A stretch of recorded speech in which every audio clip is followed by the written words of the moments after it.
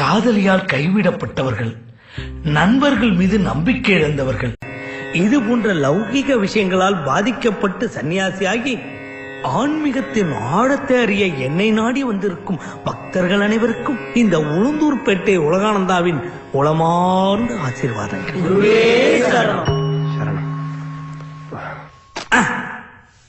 இதோ நான் கையில் வைத்திருக்கிறேனே, இது என்ன?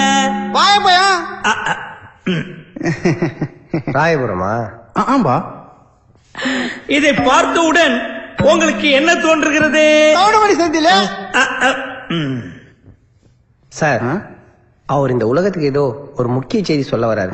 அவர் கொஞ்சம் சொல்ல விடுங்க. இந்த லௌகிக வாழ்க்கையில் இருந்து நட்பு, காதல், சொல்றாரு, சமுதாயம், இந்த நான்கையும் ஒரு மனிதன் துறக்கும் போதுதான் அவனுக்கு ஆன்மீகம் என்னும் இந்த பழம் கிடைக்கும். நல்ல ஜெண்டு குணமா இருந்து சீடர்களே, என்ன சலசலப்பு?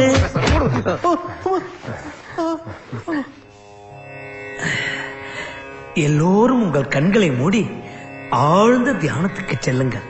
அப்படியே மெய்மறந்து கடவுளின் ஓசையை கேளுங்கள்.